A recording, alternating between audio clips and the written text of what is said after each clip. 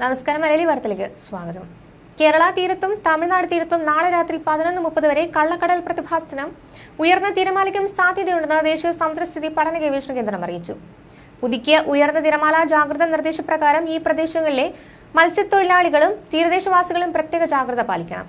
കടൽക്ഷോഭം രൂക്ഷമാകാൻ സാധ്യത ഉള്ളതിനാൽ അപകട മേഖലകളിൽ നിന്ന് അധികൃതരുടെ നിർദ്ദേശാനുസരണം മാറി താമസിക്കണം. മത്സ്യബന്ധന യാനങ്ങൾ, ബോട്ട്, വള്ളം മുതലായവ ഹാർബറിൽ സുരക്ഷിതമായി കെട്ടിയിട്ട് സൂക്ഷിക്കുക.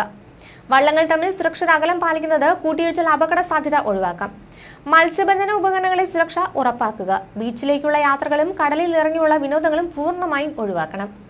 കണ്ണൂർ, കാസർഗോഡ് ജില്ലകളിലെ തീരങ്ങളിൽ പ്രത്യേക ജാഗ്രത വേണമെന്നും ഉയർന്ന തിരമാലകൾക്കും കടൽ കൂടുതൽ പ്രക്ഷുബ്ധമാകാനും സാധ്യതയുള്ളതായാണ് ദേശീയ സമുദ്രസ്ഥിതി പഠന ഗവേഷണ കേന്ദ്രം അറിയിക്കുന്നത്.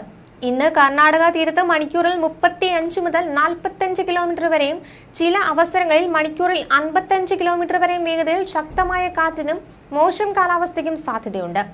അതിനിടെ കേരള തീരത്ത് ഇന്നലെയോടെ പടിഞ്ഞാറൻ കാറ്റ് ദുർബലമായിട്ടുണ്ട്. എങ്കിലും ഒറ്റപ്പെട്ട പ്രദേശങ്ങളിൽ ഇടവേളകളോടെ മഴ ലഭിക്കും. ഇന്നലെ പാലക്കാട് ജില്ലയിലും വടക്കൻ കേരളത്തിലെ മറ്റു പ്രദേശങ്ങളിലും ഒറ്റപ്പെട്ട ഇടത്തരം മഴയാണ് ലഭിച്ചത്. ഇന്നലെയോടെ ഇന്ത്യയിൽ ഭൂരിഭാഗം പ്രദേശങ്ങളും കാലാവസ്ഥ വ്യാപിച്ചിട്ടുണ്ട്. ആലപ്പുഴ ജില്ലയിലെ കുട്ടനാട് താലൂക്കിലെ ജലനിരപ്പ് താഴ്ന്നിട്ടില്ലാത്തതിനാലും കിഴക്കൻ വെള്ളത്തിന്റെ വരവ് കുറഞ്ഞിട്ടില്ലാത്തതിനാലും കുട്ടികളുടെ സുരക്ഷയെ മുൻനിർത്തി ഇന്ന് കുട്ടനാട് താലൂക്കിലെ പ്രൊഫഷണൽ കോളേജുകൾ ഉൾപ്പെടെയുള്ള എല്ലാ വിദ്യാഭ്യാസ സ്ഥാപനങ്ങൾക്കും ട്യൂഷൻ സെന്ററുകൾക്കും അംഗനവാടികൾക്കും അവധി പ്രഖ്യാപിച്ചിട്ടുണ്ട്.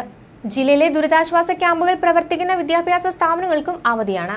മുൻ നിശ്ചയിച്ച പരീക്ഷകൾക്ക് മാറ്റമില്ല. പാലക്കാട് കോട്ടപ്പുറം തോട്ടര ഹയർ സെക്കൻഡറി സ്കൂളിന് മുന്നിൽ പുളിമരം വീണ് സ്കൂളിലെ 8 കുട്ടികൾക്ക് പരിക്കേറ്റു. കുട്ടികളെ ആശുപത്രിയിൽ പ്രവേശിപ്പിച്ചു.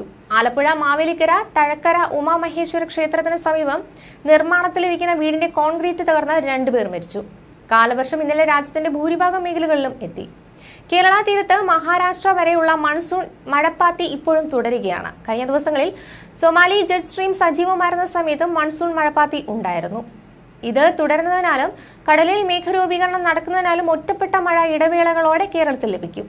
കാലവർഷക്കാറ്റ് കേരള തീരത്ത് ദുർബലമായതിനാൽ വൈകുന്നേരങ്ങളിൽ കിഴക്കൻ മേഖലകളിൽ ഒറ്റപ്പെട്ട സ്ഥലങ്ങളിൽ ഇടിയോടുകൂടിയുള്ള മഴയാണ് ഉണ്ടാകുന്നത്.